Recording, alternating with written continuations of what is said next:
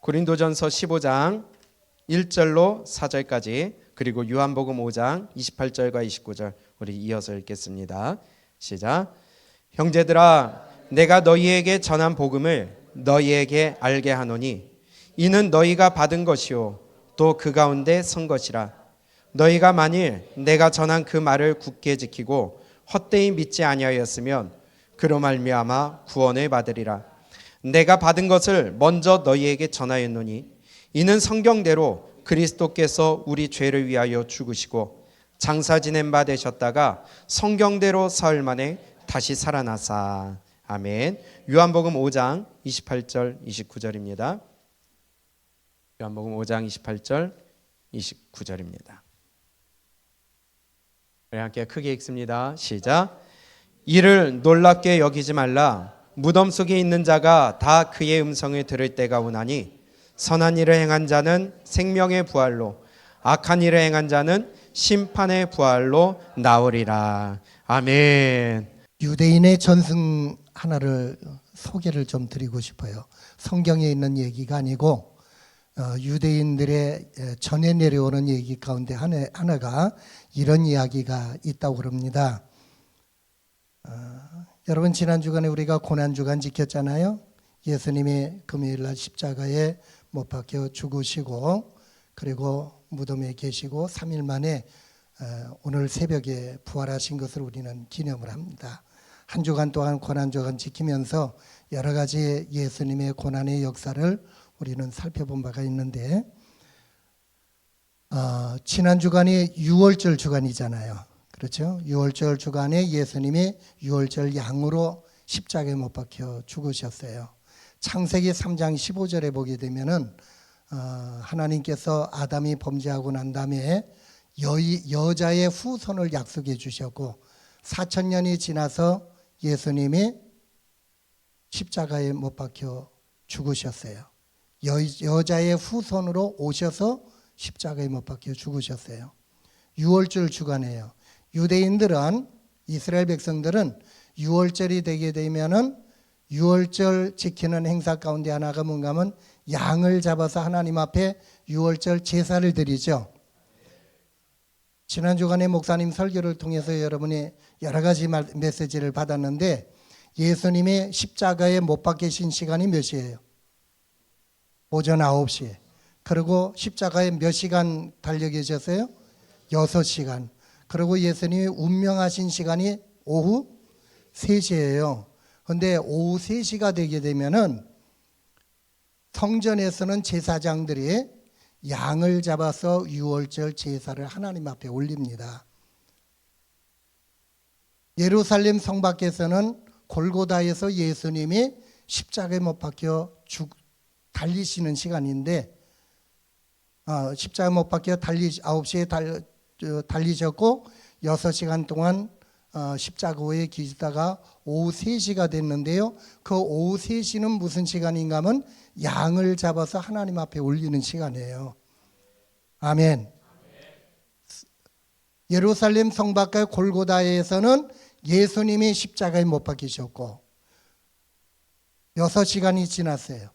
그리고 오후 3시가 되면은 성전에서는, 예루살렘 성전에서는 제사장이 유월절 제사를 드리는 시간이에요. 양을 잡아왔습니다. 잡는 시간이에요. 근데 이상한 일이 하나 벌어졌는데, 그게 뭔가 하면은 양을 잡아왔는데 제사장이 잡으려고 그러는데 양이 도망가 버렸대요. 그래서 제사를 못 드린 거야. 왜 그랬을까요? 양의 마음속에 무슨 생각이 나면, 지금까지는 그림자로 있어서 죽었지만은 실체가 되신 예수님이 십자가에 죽으시는데 내가 왜 죽어? 그러고 도망을 갔다는 거예요. 말되지요? 네. 이제는 그림자가 필요가 없게 됐어요. 실체 되신 예수님이 유월절 어린 양으로 죽으셨기 때문에 양이 더 이상 죽을 이유가 없는 거예요. 아멘. 네. 전승이지만은, 재미있는 이야기지만은, 그러나 우리에게 뭔가 교훈이 되는 그런 말씀이 되는 줄로 압니다. 오늘 고린도전서 15장 1절 이하에 보게 되면은 바울 사도가 평생에 전한 메시지가 뭐냐? 두 가지라고 그랬어요. 십자가와 부활을 전했다고 그랬어요. 내가 너에게 전한 이 복음, 십자가의 복음과 부활의 복음인데 이것을 너희가 믿으면은 구원을 받게 될 것이다. 그러나 한 가지 단서가 있어요. 2절 말씀을 보면은 너희가 만일 내가 전한 그 말을 굳게 지키고 또 헛되이 믿지 아니하였으면 그로 말미암아 구원을 받으리라. 입술로 고백하는 것으로 끝나는 게 아니라 믿고 헛되이 믿지 아니하고 지키면은 아멘. 그러니까 말씀을 듣고 지켜야 돼요. 지키면은 구원을 받으리라. 거꾸로 지키지 아니하면 어떻게 돼요? 구원받지 못하는 거예요. 말씀을 받았으면은 말씀을 들었으면은 그 말씀대로 지켜야 된다. 십자가의 도를 알고 지켜야 되고요. 부활의 도를 듣고 알고 깨닫고 지켜야 돼. 그래야 하면은 너희가 구원을 받으리라. 이 구원은 궁극적으로는 천국 가는 구원이 되겠죠. 영생 얻는 구원이 되겠죠. 아멘. 3절 4절을 다시 보면은 내가 받은 것을 먼저 너에게 전하였노니 바울 사도가 하나님께 받은 말씀, 계시로 받은 말씀, 하나님이 계시로 바울 사도에게 가르쳐 주신 그 말씀을 바울 사도는 일평생 전했는데 그 핵심이 뭐냐? 이는 성경대로 그리스도께서 우리 죄를 위하여 뭐 하시고 죽으시고 또 장사 지는 바 되셨다가 성경대로 삶 안에 다시 살아나셨다. 이게 십자가의 죽으심과 3일 만에 부활하신 이 부활의 복음을 바울 사도는 전했다고 하는 것입니다. 그것이 오늘날 기독교가 전하는 복음이고 매 주일마다 목사님이 증거하는 이 메시지가 바로 십자가와 부활의 메시지입니다. 우리가 일평생 받고 전하고 하는 이 모든 것이 십자가와 부활이라고 하는 거예요. 아멘. 여러분에게 한번 물어보고 싶습니다. 여러분은 예수님이 십자가에 죽으셨다는 이 십자가의 진리가 믿어지십니까? 믿습니까? 저도 믿고 고백합니다. 그러면 그 예수님 십자가의 죽으심이 환상이에요? 소설이에요? 아니면은 역사적인 사건이에요? 역사적인 사건이에요. 또 3일 만에 예수님이 부활하셨다고 그랬는데 이 부활이 역사적인 사건입니까? 환상입니까? 아니면은 소설입니까? 역사적인 사건이에요. 그러나 부활을 믿지 못하는 사람들이 세상에는 너무나도 많이 있다고 하는 거예요. 여러분, 저와 여러분은 예수님의 십자가의 죽으심과 예수님의 부활하심이 역사적인 사건이라고 하는 걸 믿기 때문에 오늘도 이 자리에 나와서 예배를 드리고 하나님 앞에 경배를 드리는 줄로 믿습니다. 부활이 만약 없다면 어떤 일이 벌어질까? 모든 것이 허사가 되는 거예요. 예수님 십자가의 죽으심도 허사요. 승천도 허사요. 재림도 허사요. 죄사함도 허사요. 속죄의 역사도 허사요. 아멘. 천국과 지옥도 허사예요. 그래서 바울 사도는 그 이하의 말씀을 보게 되면은 만약에 부활이 없다면은 10가지를 들어서 이것도 허사, 이것도 허사, 이것도 허사, 이것도 허사, 우리는 다 망하는 자가 될 것이다. 이러한 가르침을 기록해 주신 거예요. 그러나 예수님의 십자가와 부활이 허사가 아니기 때문에 우리는 거짓말쟁이가 아니에요. 전도하는 것이 거짓이 아니에요. 아멘. 사실의 증인이 되는 거예요. 그리고 우리는 결단코 망하는 자가 되지 않는다고 하는 것입니다. 지옥 가는 자가 되지 않는다고 하는 것입니다. 할렐루야. 예수님의 부활이 역사적인 사건이기 때문에 이 예수님의 부활을 통해서 우리에게 주는 하나님의 계시가 있어요. 그것은 뭔가 하면 예수님의 역사적인 부활 사건으로 끝나는 게 아니라 우리도 부활한다는 거예요. 지금 인류의 역사가 6,000년을 지나왔습니다. 예수님이 십자가에 죽으시고 부활하시고 승천하신 이후에 2,000년의 세월이 흘렀습니다. 그런데 언젠가는 이 지구의 역사가 끝나는 때가 있다는 거예요. 인류의 역사가 마지막 종착역이 있다고 하는 거예요. 창조가 있으면 종말이 있어요. 창조가 있기 때문에 끝이 있어요. 시작이 있기 때문에 반드시 종말이 있어요. 그 종말의 시간, 하나님의 시간표 속에서 이제 제각제각 그 시간이 다가오고 있는데, 만약에 예수님이 재림하시는 그 시간이 종말의 시간인데 예수님이 재림하시면은 어떤 일이 일어나느냐? 인류의 역사가 마지막인데 그날에는 창조 이후로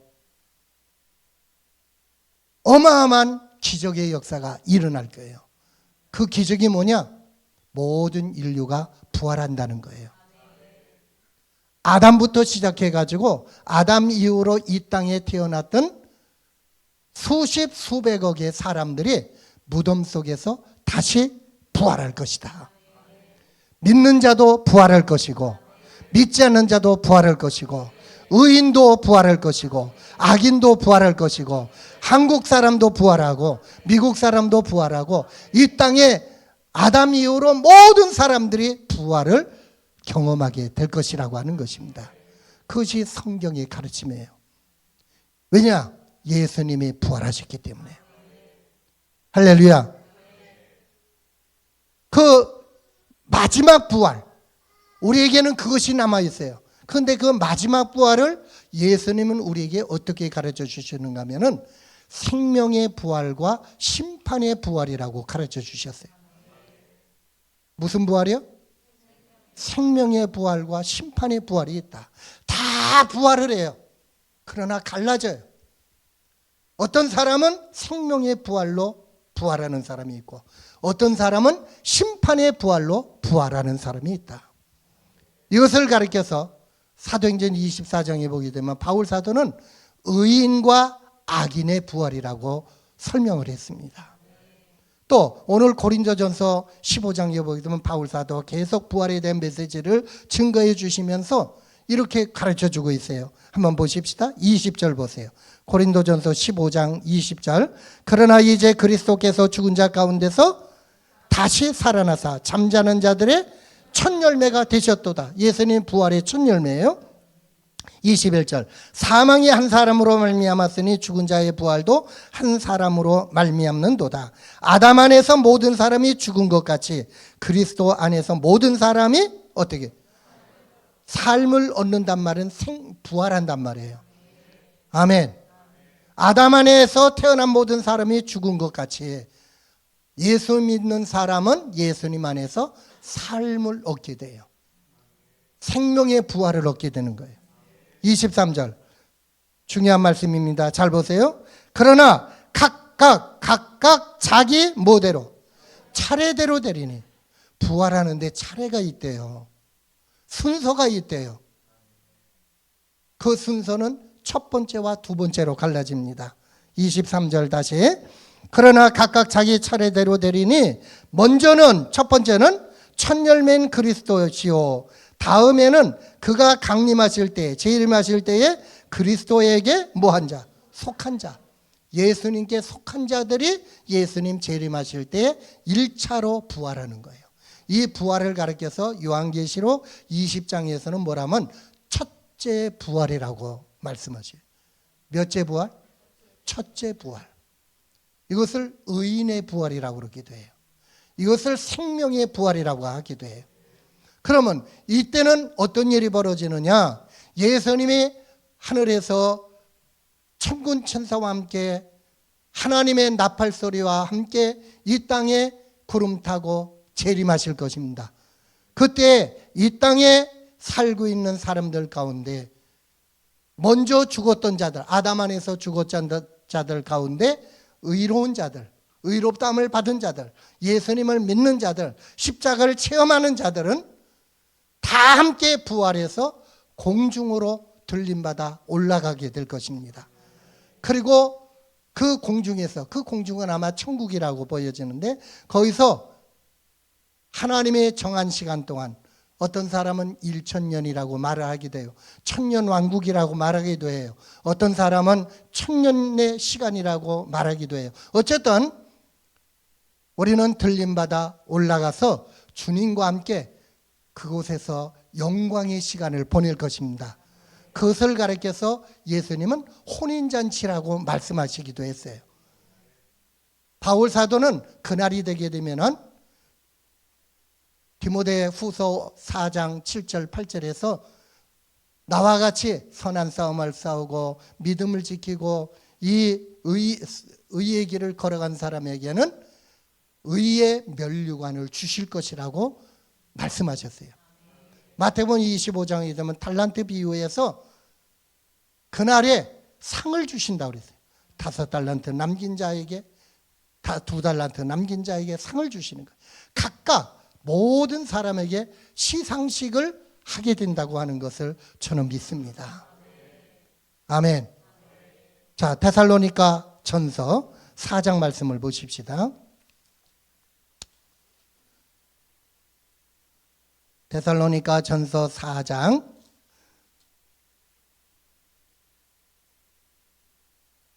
찾으셨으면은 14절부터 몇 절 봅니다. 우리가 예수께서 죽으셨다가 다시 살아나심을 믿을진데 이와 같이 예수 안에서 자는 자들도 누구예요?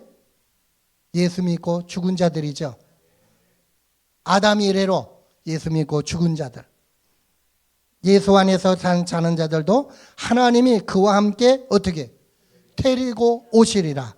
우리가 주의 말씀으로 너에게 이것을 말하노니 주께서 강림하실 때까지 우리 살아남아 있는 자도 자는 자보다 결코 앞서지 못하리라. 주께서 호령과 천사장의 소리와 하나님의 나팔 소리로 친히 하늘로부터 뭐예요?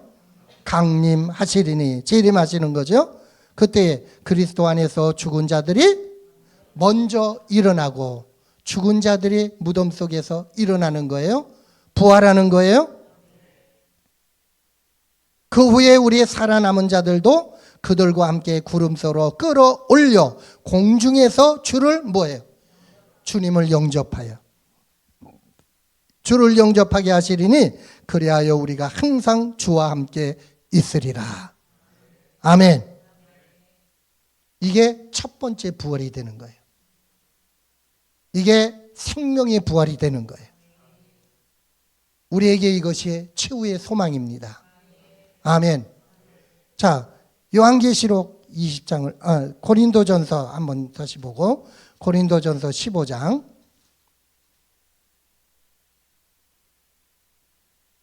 51절.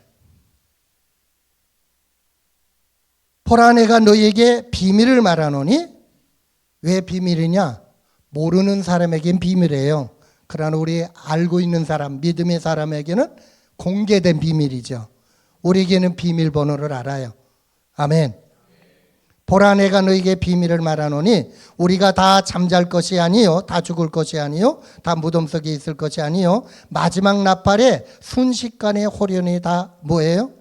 변화되리니.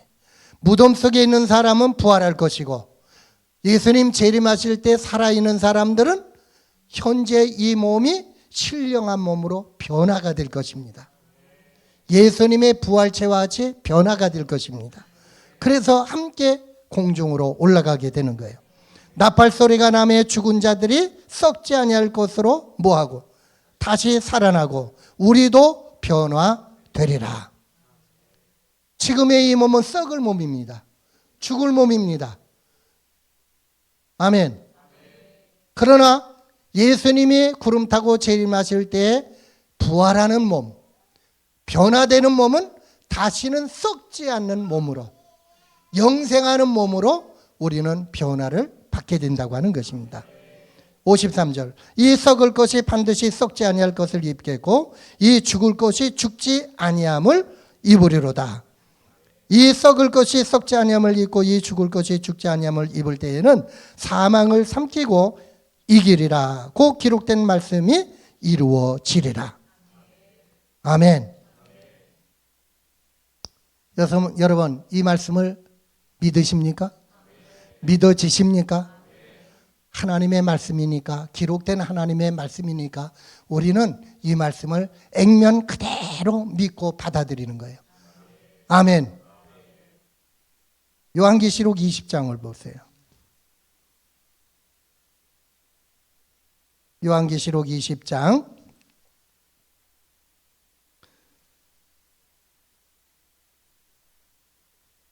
5절 6절 괄호 그 나머지 죽은 자들은 그 천년이 차기까지 살지 못하더라. 괄호 닫고 이는 무슨 부활? 첫째 부활이라. 6절 이 첫째 부활에 참여하는 자들은 뭐하고? 복이 있고 거룩하도다. 둘째 사망이 그들을 다스리는 권세가 없고 도리어 그들이 하나님과 그리스도의 제사장이 되어 천년 동안 그리스도와 더불어 왕노릇하리라. 아멘. 예수님 재림하실 때에 부활하는 자, 변화받는 자, 공중으로 들림받는 자, 그래서 주님과 함께 왕노릇하며 왕의 영광에 참여하는 자, 혼인잔치에 참여하는 자, 그 잔치에 초청을 받은 자, 다 동일한 말씀인데 그들은 진정한 복이 있다는 거예요. 아멘. 이 복에 참여하는 자가 되기를 축복합니다. 이 복에 참여하는 자가 되기를 소망합니다. 그날에 우리 가운데 한 사람도 예외 없이 저와 여러분이 함께 변화를 받고 부활을 하고 이 첫 번째 부활에 참여해서 하늘의 영광에 참여하는 자, 이것이 복 중에 최고의 복이라는 거예요. 할렐루야. 얼마나 감사한 일인지 알 수가 없어요. 이러한 복음을 듣는다고 하는 것이 축복이에요. 이러한 복음을 우리가 듣고 깨닫고 믿고 이 믿음 안에서 산다고 하는 것이 복이라고 하는 거예요. 고린도전서 15장 다시 넘어갑니다.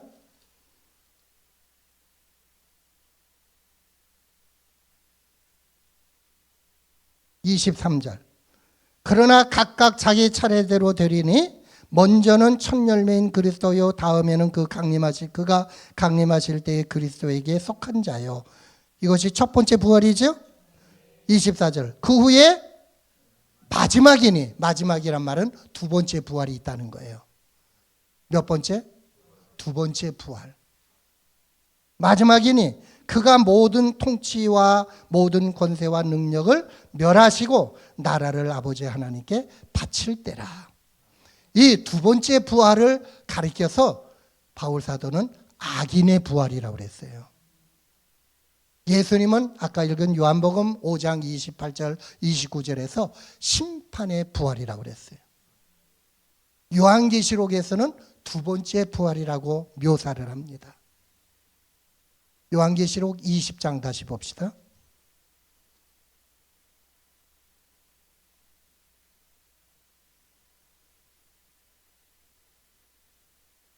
요한계시록 20장 11절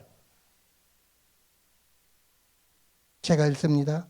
또 내가 크고 흰 보좌와 그 위에 앉으시는 이를 보니 땅과 하늘이 그 앞에서 피하여 간데 없더라. 또 내가 보니 죽은 자들이 다 큰 자나 작은 자나 그 보좌 앞에 서 있는데 책들이 펴 있고 또 다른 책이 펴졌으니 곧 생명책이라. 죽은 자들이 자기 행위를 따라 책들에 기록된 대로 뭘 받아요? 심판을 받으니. 하나님의 보좌 앞에 책이 있어요.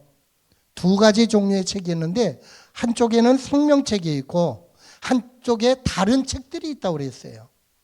이 생명책에는 첫 번째 부활한 사람들, 구원받은 사람들의 이름이 기록된 책입니다. 천국 간 사람들의 이름이 기록된 책이에요. 다른 책들은 심판의 책이라고 그랬어요. 악인들의 책이에요. 악인들의 이름이 기록됐어요. 믿지 않는 자들의 이름이 기록됐어요. 심판받을 사람들의 이름이 기록됐는데 그곳에는 그 책에는 태어날 때부터 죽을 때까지의 모든 일거수일투족 행적들이 낱낱이 기록되어 있다고 그랬어요. 믿습니까? 하나님이 기록한 책이에요. 천사들을 통해서 우리의 일거수일투족을 다 기록한 책이에요. 우리의 말과 우리의 행실과 우리의 모든 것이 그 책에 기록되어 있으니까 우리는 그거를 부정할 수가 없는 거예요. 그 기록된 책에 기록된 대로 그 행위대로 행한 대로 하나님이 심판을 하십니다. 심판의 결과는 어떻게 될까요? 그 다음 말씀 봅시다. 13절. 바다가 그 가운데서 죽은 자들을 내어주고 또 사망과 음부도 그 가운데서 죽은 자들을 내주매 각 사람이 아담 이래로 태어났다 죽은 모든 사람 각 사람이 자기의 모대로 행위대로 뭘 받아요? 심판을 받아요.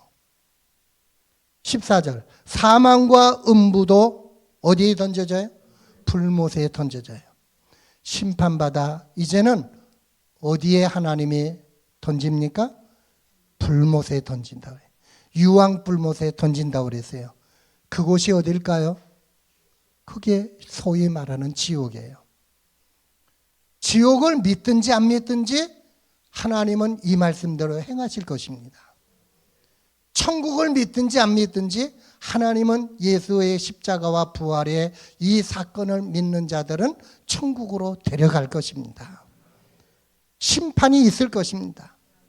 믿고 안 믿고는 우리의 몫이지만은 믿는 자들에게는 구원이요 영광이요 축복이지만은 믿지 않는 자들에게는 하나님은 하나님의 법대로 기록된 말씀대로 심판을 하실 것입니다. 사망과 음부도 그 가운데 죽은 자들을 내어주매 이제는 사망이 그때로부터 종결되는 거예요.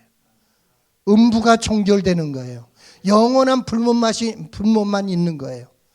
여기에 참여한 자들은 복이 있다 없다? 없다. 복이 없을 정도로 끝나는 게 아니라 영원한 저주지요. 아멘. 이해가 되시나요? 믿어지시나요? 그럼 우리에게는 한 가지만 남아 있습니다. 첫째 부활에 참여하는 자가 될 것인가? 아니면 둘째 부활에 참여하는 자가 될 것인가예요. 여러분에게 저에게 물어본다면은 저와 여러분은 과연 어느 부활에 참여하는 자가 될까? 손 들어보세요. 둘째 부활에 참여하기를 원하는 사람 손 들어보세요. 한 사람도 없네.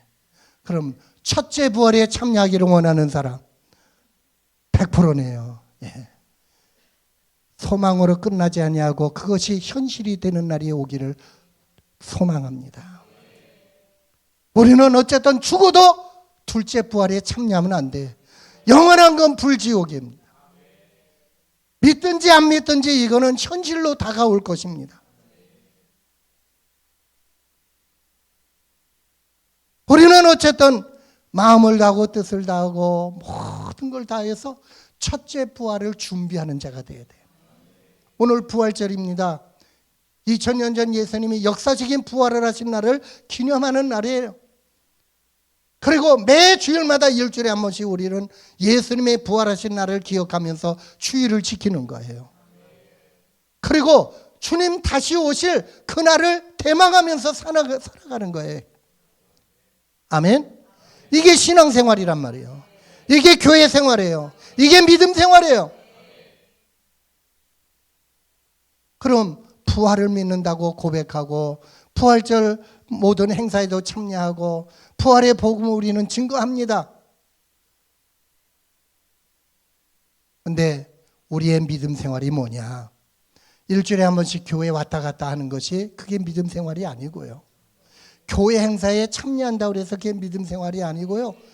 이거 다 과정이고 가장 중요한 핵심은 뭐냐? 우리는 예수님이 2000년 전에 십자가에 죽으시고 부활하신 것처럼 그리고 다시 오시마 약속하신 그 말씀을 믿고 주님의 재림을 준비하는 생활이에요. 그날에 우리가 다 부활한다고 그랬어요. 두 가지 종류로 나눈다고 그랬어요. 첫째 부활이냐 둘째 부활이냐. 우리는 어디 가야 돼요? 첫째 부활에 가야 돼요. 첫째 부활에 참여하는 자가 돼야 돼요. 그러면 그거는 저절로 되는 게 아니라는 거예요. 버튼 딱 누르면 천국까지 올라가는 그러한 자동 시스템이 아니라는 거예요. 부활을 준비해야 돼요. 첫째 부활에 참여하기 위해서 준비해야 돼요. 준비하는 과정이 우리의 남은 여생이에요. 그것이 1년이 될런지 10년이 될런지 50년이 될런지 아니면 하루가 될런지 1시간이 될런지 알 수 없지만은 우리는 예수님의 부활이 확실한 역사적인 사건인 것처럼 예수님의 재림이 역사적인 사건이 될 것입니다. 부활이 역사적인 사건이 될 것입니다. 아멘. 그날을 믿는다면은 우리는 그날을 준비하면서 살아야 되는 거예요. 우리가 이 땅에서 해야 될 일이 한두 가지 아니에요. 너무 많아요. 직장 생활도 해야 되고 학문의 과정도 밟아야 되고요. 사업도 해야 되고요. 돈도 벌어야 되고요. 인간관계도 해야 되고요. 그런데 이 모든 과정 속에서 내가 반드시 놓쳐서는 안 될 것이 있는데 그게 뭐냐? 가장 중요한 핵심, 그거는 재림 준비하는 거예요. 천국 준비하는 거예요. 첫째 부활에 참여하는 자가 되기 위해서 준비하는 거예요. 아멘. 그래서 우리의 앞서간 많은 사람들은 한결같이 십자가와 부활의 신앙을 가진 사람은 부활에 참여하는 자가 되기 위해서 믿음으로 살았다는 거예요.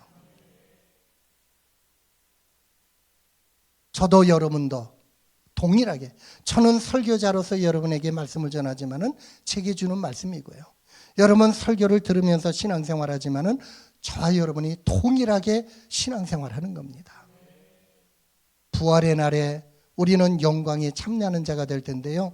그날에는 우리가 들림받아 올라가기만 한다면은 영광에 참여하는 자가 돼. 저는 그래서 그 말씀을 왕 노릇한다는 말씀이 왕 대신 예수님의 영광에 참여하는 자가 된다는 걸로 저는 해석을 하고 받아들입니다. 어떤 사람은 5달란트의 영광이 있고 어떤 사람은 2달란트의 영광이 있고 어떤 사람은 10문화의 영광이 있고 어떤 사람은 1문화의 영광이 있어요. 그래서 고린도전서 15장에 보게 되면은 바울 사도는 어떻게 가르쳐 주시는가 하면은 부활하는 날에는 영광이 다 다르다고 그랬어요. 해의 영광과 달의 영광이 틀려요. 별의 영광과 달의 영광이 틀려요. 별과 별의 영광도 틀리다고 그랬어요. 아멘. 그러니까 그날에는요, 저의 영광도 틀리고 여러분의 영광이 틀릴 거예요. 각자의 영광이 빛나는 게 광채가 틀릴 거예요. 왜? 어떻게 신앙생활을 했느냐에 따라서 그 영광이 달라지는 거예요. 우리는 그 영광을 지금 준비하는 거예요. 너는 해의 영광 받으라 작정해놨다 영원전부터, 그게 아니라는 거예요. 내가 그 영광을 준비하는 과정이 이 땅에 호흡하고 있는 동안에 준비가 되는 거예요. 아멘. 아무리 목회자지만은 저의 영광이 여러분의 영광보다 못할 수도 있어요. 아멘. 여러분의 영광이 어떤 신학 박사의 영광보다도 왕의 영광보다도 더 빛나는 사람이 있다는 거예요. 내가 어떻게 신앙생활하느냐, 내가 목사냐 집사냐 장로냐 이것 때문에 영광이 갈라지는 게 아니고 어느 누구를 막론하고 내가 이 땅에서 어떻게 하나님 섬기고 어떻게 신앙생활을 했느냐에 따라서 영광의 광채가 달라져요. 그래서 별과 별의 영광도 다르다고 말씀한 거예요. 5달란트 남겼으면 5달란트의 영광이 있고 10문화 남겼으면 10문화의 영광이 있고 준비한 것이 없으면은 악하고 게으른 종이 되어가지고 우리는 그 영광에 참여하지 못할 수도 있다고 하는 것입니다. 여러분에게 다시 질문합니다. 여러분 예수님이 재림하신다고 하는 이 약속을 믿습니까? 천국이 있는 거 믿습니까? 심판이 있는 거 믿습니까? 첫째 부활, 둘째 부활이 있는 거 믿습니까? 지옥이 있는 것도 믿어요? 그렇다면 오늘 부활절을 맞이해서 예수님의 재림을 바라보면서 첫째 부활의 영광에 참여하는 자가 되기 위한 이 소망을 우리의 믿음으로 아멘으로만 끝나는 게 아니라 이제는 그날을 준비하는 삶을 살아야 된다는 거예요. 재림 준비하는 믿음으로 살기를 축복합니다. 첫째 부활에 참여하는 자가 되기를 위해서 준비를 철두철미하게 감당하는 우리 모두가 되어지기를 주님의 이름으로 축복합니다. 그럼 그게 뭐냐? 이게 한마디로 말하면 신앙생활이고 부활신앙으로 살아가는 거예요. 재림신앙으로 살아가는 거예요. 천국신앙으로 살아가는 거예요. 그럭저럭 할 수도 있지만은 그런 사람은 그럭저럭 끝날 거예요. 그러나 이 믿음을 가지고 이 약속을 믿고 철저하게 준비하는 사람은 놀라운 영광에 참여하는 자가 될 줄로 믿습니다. 제가 이성 목사님에게 설교 부탁을 받고 부활절인데 부활절에 무슨 설교를 해야 될까 기도하면서 말씀을 묵상하고 하나님의 은혜를 구하면서 제 나름대로 성경을 이렇게 보고 준비를 했는데요. 또다시 저도 하나님 앞에 경고를 받고 또 새로운 도전을 받고 이렇게 살면 안 되는데 이렇게 살아야 되는데 첫째 부활에 나도 참여하는 자가 돼야 되는데 그럼 어떻게 살아야 될까? 성경에 보니까요 부활의 신앙으로 산 사람들의 예들이 여러 가지가 나와 있어요. 구약에도 있고 신약에도 있어요. 몇 가지 한번 찾아보실까요? 여러분 먼저 구약에 보니까요 우리의 믿음의 조상이라고 일컫는 아브라함이 있죠. 아브라함도 부활의 신앙으로 살았더라고요. 아브라함의 믿음 하게 되면은 우리가 제일 먼저 떠오르는 게 뭘까요, 여러분? 이삭을 바친 거예요. 최고의 정점에 올랐을 때잖아요. 어떻게 100세에 얻은 그 독자 사랑하는 아들 그 이삭을 하나님 앞에 번제물로 드리라 할 때 바칠 수 있었을까? 그게 부활의 신앙이 있었기 때문이라는 거예요. 히브리서 11장 보세요.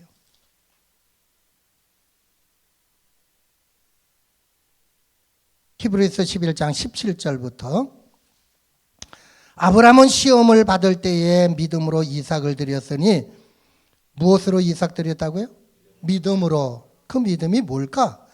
그 다음 봐요. 그는 약속들을 받은 자로 돼 그 외아들을 드렸느니라. 그에게 이미 말씀하시기를 네 자손이라 칭할 자는 이삭으로 말미암으리라 하셨으니 19절 그가 하나님이 능히 이삭을 죽은 자 가운데서 뭐 할 줄로? 다시 살릴 줄로 생각한지라. 아멘. 그럼 아브라함도 부활의 믿음을 가졌다는 거예요. 이삭을 번제로 드리라고 그랬지만은 그러나 그렇게 한달지라도 하나님은 전능한 하나님으로 이삭을 다시 살리실 줄로 믿었다. 부활의 신앙을 아브라함도 가졌어요. 부활의 신앙을 가졌기 때문에 죽음을 불사하고 아들을 드릴 수 있었다는 거예요. 최고의 헌신이죠. 최고의 희생이죠. 부활의 신앙 가진 사람은 이 아브라함의 길을 달려갈 수 있다고 하는 것입니다. 또 초기 그리스도인들 구약시대 모든 성도들을 비롯해 가지고 히브리서 11장 마지막 부분이면 35절에 보면 무명의 믿음의 사람들이 소개가 되는데 한번 보세요. 35절 여자들은 자기의 죽은 자들을 부활로 받아들이기도 하며 또 어떤 이들은 더 좋은 부활을 얻고자 하여 무슨 부활? 더 좋은 부활이 뭘까요? 첫째 부활에 참여하는 거죠. 아멘. 더 좋은 부활을 얻고자 하여 심한 고문을 받되 예수 믿다가 고문받고 핍박받는 사람들이 있어요. 순교의 길을 걸어가는 사람이 있어요. 그런데 그들은 뭐냐? 더 좋은 부활을 알았기 때문에 더 좋은 부활을 얻고자 하여 심한 고문을 받되 구차히 풀려나기를 뭐했어요? 원하지 아니하였으며 또 어떤 이들은 졸음과 책짓질 뿐 아니라 결박과 옥에 갇히는 사람도 받았으며 시련도 받았으며 돌로 치는 것과 톱으로 켜는 것과 시험과 칼로 죽임을 당하고 양과 염소의 가죽을 입고 유리하며 궁핍과 환난과 학대를 받았으니 여러분 이들이 왜 이렇게 살았을까요? 더 좋은 부활, 첫째 부활이 있는 걸 알았기 때문에 그 부활에 참여하는 자가 되려고 고난과 핍박과 환난과 피 흘림을 감당했다는 거예요. 구차히 그것을 면하려고 하지 않았다는 거예요. 이 땅에서 부자 되고 높은 자리 차지하고 영광을 누리는 그것을 원한 게 아니라 예수 믿다가 고난당하는 것, 믿음 때문에 고난당하는 것을 기쁘게 여기고 감당했다고 하는 거예요. 부활이 없다면 그렇게 할 필요가 없는데. 아멘. 첫째 부활에 참여하기 위해서는 이러한 것도 넉넉히 감수할 수 있었다는 거예요. 그래서 그들을 이렇게 설명합니다. 38절 가로 열고 이런 사람은 세상이 뭐한다? 감당하지 못하느니라 괄호 닫고. 아멘. 세상이 감당하지 못하는 믿음, 우리 이성호 목사님이 자주 강조하는 말씀이죠. 세상을 감당하지 못하는 게 아니라 세상이 감당하지 못하는 믿음으로 살았다. 누가 이것을 감당하겠어요? 왜 이러한 믿음의 길을 걸어갔을까요? 오직 한 가지. 무슨 부활? 더 좋은 부활. 둘째 부활이에요? 첫째 부활이에요? 첫째 부활. 여기에 참여하는 자가 되기 위해서. 아멘. 이 소망이 없다면 굳이 그럴 필요가 없잖아요. 믿습니까? 38절, 39절. 38절 다시. 이러한 사람은 세상에 감당하지 못하느니라 그들이 광야와 산과 토굴과 동굴과 토굴에 유리하였느니라. 여러분 지금도 북한이나 또 세계 열방에 믿음 때문에 고난당하는 사람이 너무 많다고 하잖아요. 근데 왜 그것을 감당해요? 부활이 있기 때문에. 첫째 부활의 영광에 참여하는 자가 되기 위해서 그 소망과 확신이 있으면 그렇게 산다는 거예요. 39절 이 사람들은 다 믿음으로 말미암아 증거를 받았으나 약속된 것을 받지 못하였으니 이는 하나님이 우리를 위하여 더 좋은 것을 예비하셨은지요. 더 좋은 것이 뭘까요? 천국도 될 수 있고 첫째 부활도 될 수 있고 하늘의 영광이 될 수가 있고 새하늘과 새 땅이 될 수도 있고. 아멘. 이것을 다 모아가지고 한마디로 말하면 첫째 부활이다.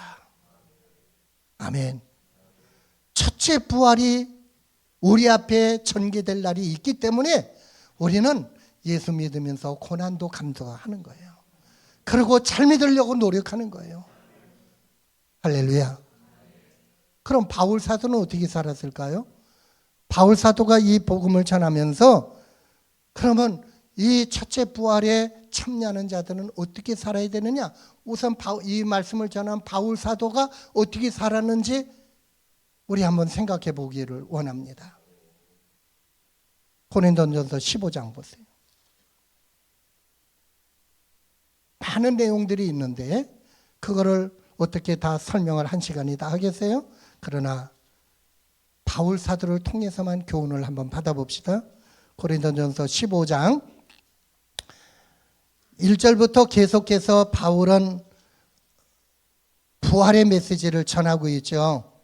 그러면서 첫째 부활이 있고 둘째 부활이 있다 그러면서 설명을 계속해 내려가다가 나는 그럼 어떻게 사느냐? 이 부활의 복음을 내가 계시로 받았고 부활의 복음을 너희에게 전해줬는데 나는 그럼 어떻게 사는지 아느냐? 나의 삶을 소개해 주마 하면서 기록된 말씀이에요. 30절 봅시다. 또 어찌하여 우리가 언제나 위험을 무릅쓰리요? 많은 위험을 겪었다는 거죠. 31절 형제들아, 고린도 교회 성도들에게 형제들에게 부르면서 형제들아, 내가 그리스도 예수 우리 주 안에서 가진 바 너에게 대한 나의 뭘 두고? 자랑을 두고. 바울 사도가 자랑하고 싶은 게 하나 있대요. 뭐 하고 싶은 거? 자랑하고 싶은 거. 여러분의 자랑은 뭐예요? 박사학위예요? 좋은 차 타고 다니는 거예요? 100평 아파트에서 사는 거예요? 대통령 되는 거예요? 바울 사도는 육적인 그런 거 하나도 자랑하고 싶지 않다고 그랬어요. 닭은 배설물과 같이 여긴다고 그랬어요. 내가 너희에게 자랑하고 싶은 거 한 가지 있다. 여러분, 바울사도의 자랑을 저와 여러분의 자랑으로 삼기를 원합니다. 부활신앙을 가진 사람은요, 이 자랑거리를 가지고 있어야 된다는 거예요. 그 자랑거리가 뭐냐? 같이 봅시다. 나의 자랑을 두고 단언하노니 담대히 내가 너에게 얘기한다. 나는 날마다 죽노라. 따라합시다. 나는 날마다 죽노라. 여러분, 오늘 부활절 기쁜 날인데 죽음에 대한 얘기를 하네요.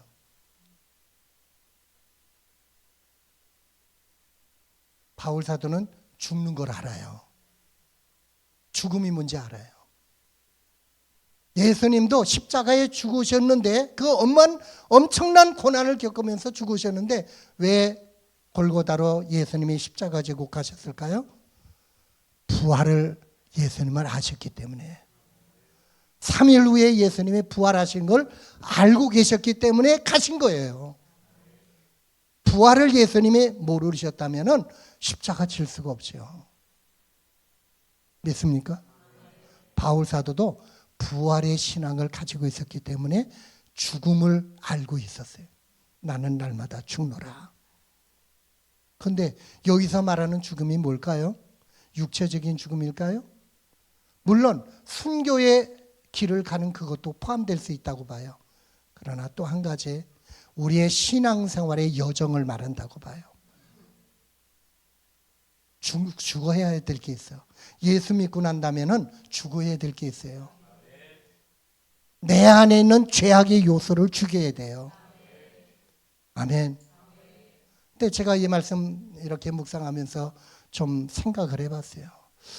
그럼 나는, 바울 사도는 전하는 메시지가 있지만은 나는 그럼 죽어야 될 게 뭘까? 저와 여러분이 죽어야 될 게 뭘까? 여러 가지가 이렇게 연상되며 떠올라요. 여러분에게도 동일하다고 봐요. 근데 제가 제 마음속에 몇 가지 느끼는 것이 있는데, 우리 안에 교만을 죽여야 될 것 같아요. 사람은요, 교만이 있더라고요. 너나 나나 할 것 없이 예외 없이 교만이 있어요. 은근히 남을 멸시하는 게 있어요. 나하고 비교해가지고 사람을 무시하고 하찮게 여기고 남을 멸시해요. 이게 교만이에요. 자기 자랑하는 거, 이거 교만이에요. 거만한 생각 갖는 거, 교만이에요. 돈 좀 벌면은 교만해져요. 높은 자리에 올라가면 교만해져요. 뭐 좀 문자를 알고 있으면 교만해져요. 나하고 비교해서 남을 멸시하고 천대하고 무시하고, 교회 안에서도 신앙생활하면서도 이게 있어요. 목사 세계에도 이게 있어요. 세상에도 이게 있어요. 교만을 죽여야 될 줄 압니다. 교만은 하나님이 아주 싫어하는 거라고 그랬어요. 아담과 하가 망한 것이 교만 때문에 망했잖아요. 마귀가 우리를 부추기는 것 가운데 가장 큰 것이 교만이에요. 하나님 자리에 오르게 하는 거예요. 높아지려고 하는 거예요. 저도요, 나이는 몇 살 안 됐지만은 은퇴하고 벌써 만 5년 차로 접어들면서 가만히 지난 날을 좀 생각해 봤어요. 그러면서 제가 많이 느끼는 것 가운데 하나가 뭔가 하면, 바울 사도의 고백을 제가 많이 생각하고 느껴요. 디모데전서 1장 15절에 죄인 중에 나는 괴수다 그랬는데요, 그 말이 제가 피부로 느끼면서 절감을 해요. 아, 맞다.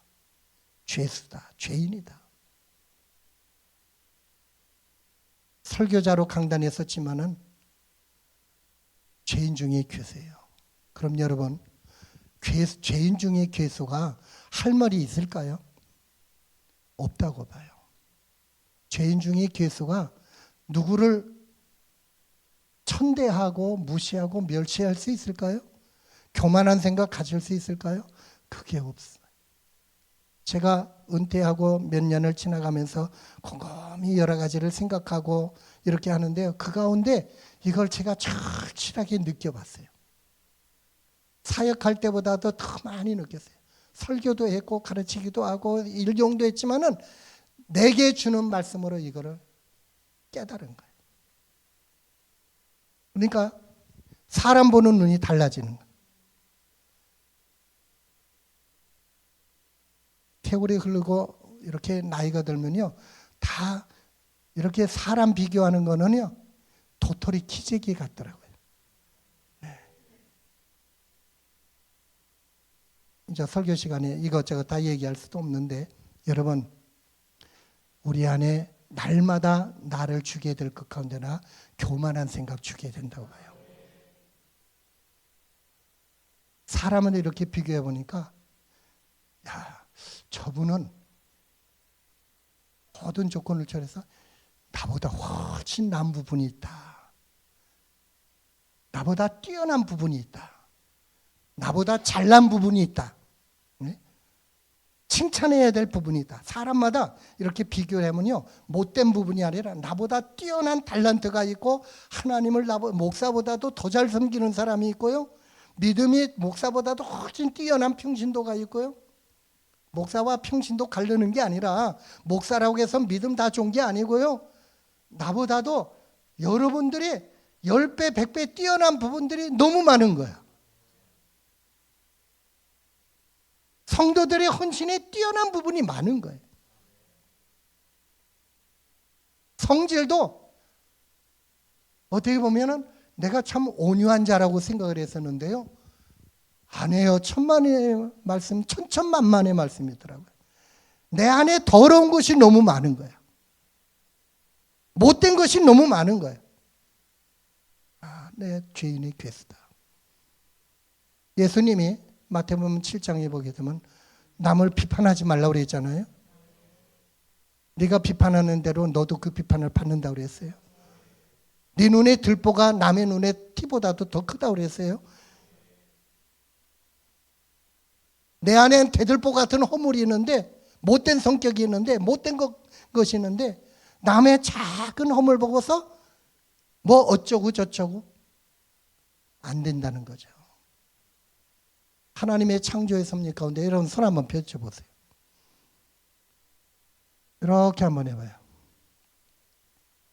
저 새끼 저거 저놈 저 양반. 근데 남을 비판할 때는 손은 안 펼치지만 마음속으로는 이렇게 하잖아요. 근데 남의 허물은 몇 개 얘기해요? 한 개 얘기해요. 근데 손가락 3개는 나를 가리켜. 그건 무슨 말이에요? 내 허물이 더 크다는 거잖아요. 내 허물이 더 많다는 거잖아요.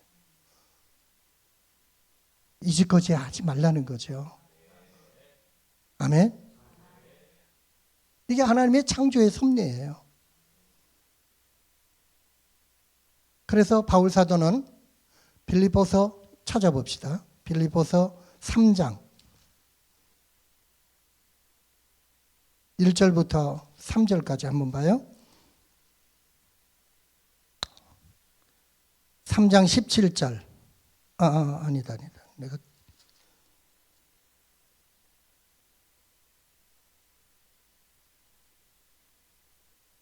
2장이다. 빌립보서 2장 1절부터 3절까지 보면은, 그러므로 그리스도 안에서 무슨 권면이나 사랑의 무슨 위로나 성령의 무슨 교제나 긍휼이나 자비가 있거든 마음을 같이하여 같은 사랑을 가지고 뜻을 합하여 한 마음을 품어 아무 일이든지 다툼이나 허영으로 하지 말고 오직 겸손한 마음으로 각각 자기보다 남을 낮게 여기라. 따라합시다. 자기보다 남을 낮게 여기라. 여러분 많이 들었고 많이 보았어요. 근데 실천하기는 쉽지 않아요. 그러나 거듭난 자의 삶은, 예수 믿는 자의 삶은, 믿음으로 사는 자의 삶은, 첫째 부활에 참여하기를 원하는 자의 삶은 나보다 남을 낮게 여기게 된다는 거예요. 이렇게 개인적으로 만나도 저 사람에게는 나보다 나는 이런 면에 날지 몰라도 나하고 저 사람 볼 때 저 사람이 이런 면에서 나보다 훨씬 낫구나.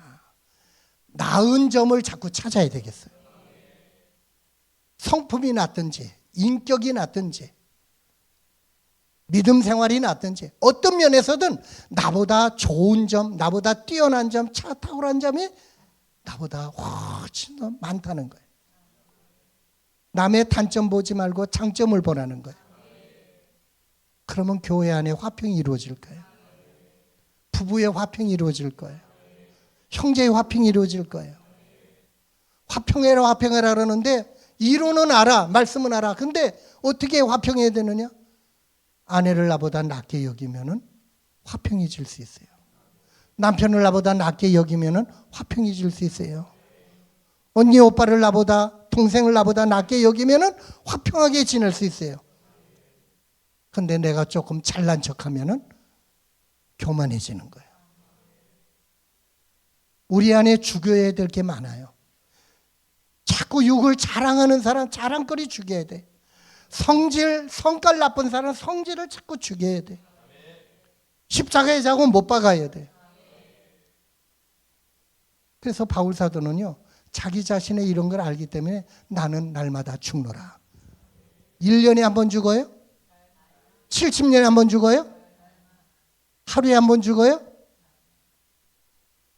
날마다 속에는 매 순간이에요. 오늘도 나를 죽이고. 지난 한 주간 동안에도 고난주간 지키면서 이성호 목사님 설교하면서 나를 부인하고 나를 부정하고 자기 십자가를 지고 나를 좇으라. 예수님의 말씀이잖아요. 그게 이 말씀하고 똑같은 거예요. 아멘. 날마다 나를 부인하고 내 성질 죽이고 내 못된 거 죽이고 내 교만 죽이고 나를 낮추고 남을 낮게 보고 그러면 다른 사람을 존경할 수 있어요. 다른 사람을 귀하게 여길 수 있어요. 화평이 일어날 수가 있어요. 근데 내가 잘났고 남은 못된 걸로 여기니까 자꾸 비판하는 거예요. 이거는 이렇게 살면은 첫째 부활에 참여하기 어렵다. 첫째 부활에 참여하기를 원하느냐? 그러면 너 죽어라. 며칠에 한 번씩. 이렇게 설교하지만 저도 못할 때가 있어요. 근데 날마다 이 말씀 또 생각하면서 나를 죽이는 연습하는 거예요. 근데 이게 한 번입니까? 반복입니까? 반복이에요. 거듭나야 천국 간다고 그랬는데요. 거듭나는 것도 한 번 예수 믿고 거듭나는 거는 단회적이에요. 그러나 신앙생활 속에는 날마다 거듭나야 돼. 날마다 마음의 가죽을 벗겨야 돼. 날마다 십자가 지고 죽어야 돼. 호흡이 끊어 있는 동안, 호흡이 끊어지는 마지막 순간까지 계속 반복해요. 주 예수를 믿어라 너와 네 집이 구원 얻으려는데요. 한 번 믿고 끝나는 게 아니고 죽을 때까지 믿는 거예요. 회개하라 죽을 때까지 회개하며 사는 거예요. 사랑해라 죽을 때까지 사랑해야 돼요. 남을 나보다 낫게 여기라 죽을 때까지 해야 돼요. 아멘. 따라 한번 해봅시다. 신앙생활은 반복이다. 매일 반복이다. 죽는 것도 매일 죽어야 돼. 부활도 매일 부활해야 돼. 아멘. 어제는 죽었는데 오늘 또 살아나. 그건 안 된다는 거예요. 근데 육은 살아나면 안 되지만 영은 살아나야 돼. 영은 부활해야 돼요. 속사람은 부활해야 돼. 겉사람은 계속 죽어야 돼. 오늘 부활절을 맞이해서 여러분 부활의 의미가 뭘까? 부활의 교훈이 뭘까? 여러분 한번 깊이 생각해보고 여러분의 신앙생활에 적용할 수 있는 시간이 되기를 원합니다. 여러 가지가 있겠지만은 어쨌든 바울 사도를 통해서 주신 말씀이 하나님의 말씀이라면 이 말씀이 저와 여러분의 가슴속에 깊이 새겨지기를 원합니다. 신비에 새겨지기를 원합니다. 육비에 새겨지기를 원합니다. 따라합시다. 나는 날마다 죽노라. 날마다 죽노라. 오늘 다른 거는 다 잊어버려도 이거 하나 여러분이 기억하고 마음판에 새긴다면 이게 부활절의 의미가 되는 줄 압니다. 날마다 죽는 사람만이 부활에 참여할 수가 있어요. 아멘. 세상 말도 그런 게 있잖아요. 사즉 생, 생즉 사. 세상 사람도 죽으면 산대요. 살려고 하면 죽는데요. 근데 그게 성경 사상이 된다고 하는 거예요. 바울 사도가 부활의 진리를 알고 있기 때문에 나는 날마다 죽노라. 자살한단 말이 아니죠? 내 육을 죽이는 거예요. 육의 생각 죽이는 거예요. 내 입술을 제어하는 거예요. 내 생각을 제어하는 거예요.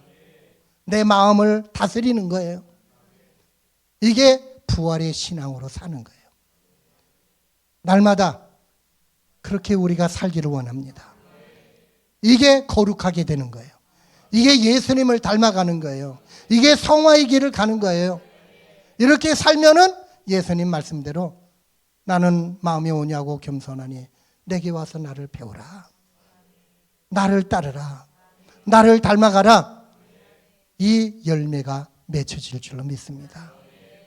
저와 여러분의 유일한 소망이 있다면 우리는 세상에 다른 소망 없어요.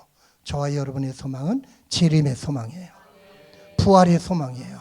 첫째 부활에 참여하는 거예요. 천국 가는 거예요. 이거 아니라면 우린 세상 사람과 똑같이요. 주일마다 교회 왔다 가는 것이 신앙생활이 아니고 물론 그걸 기초로 하지만은 한 걸음 더 깊이 들어가서 예수님의 십자가 부활을 믿는다면은 우리는 다시 오실 예수님을 대망하면서 그날에 하나님의 나팔소리와 함께 예수님 구름 타고 오실 때 이 땅의 아담 이후로 모든 사람이 부활한다. 그런데 첫째 부활이 있고 둘째 부활이 있다. 첫째 부활은 생명의 부활이고 천국 가는 부활이고 상급받는 부활이고 둘째 부활은 심판의 부활이다. 불지옥에 들어가는 불못에 들어가는 부활이다. 우리는 어쨌든 죽어도 둘째 부활에 참여하면 안 돼. 우리는 첫째 부활에 참여하는 자가 돼야 돼요. 생명책에 내 이름이 지워지면 안 돼. 내 이름이 생명책에 기록돼야 돼. 아멘. 그것을 위해선 우리는 고분분투하면서 신앙생활에 전심전력을 다해야 될 줄 압니다. 그럭저럭 신앙생활 하지 마시고요. 바울 사도는 그렇게 안 살았더라고요. 우리 앞서간 믿음의 사람들은 그렇게 안 살았어요. 열심히 신앙생활 했어요. 아멘. 저도 여러분도 이 믿음 가지고 하나님을 잘 섬기면서 우리의 남은 여생 얼마나 들는지는 알지 못하지만은 우리의 여생을 부활신앙으로 날마다 준비하면서 주님 앞에 설 준비, 주맞을 준비, 재림 준비, 부활 준비, 천국 준비, 상급 준비, 이것을 바라보면서 달려가고 주님 오시는 그날에 우리 모두 함께 손에 손을 잡고 공중에서 주님을 영접하고 그날에 주님의 영광의 반열에 참여하는 이러한 자가 되시기를 주님의 이름으로 축복합니다.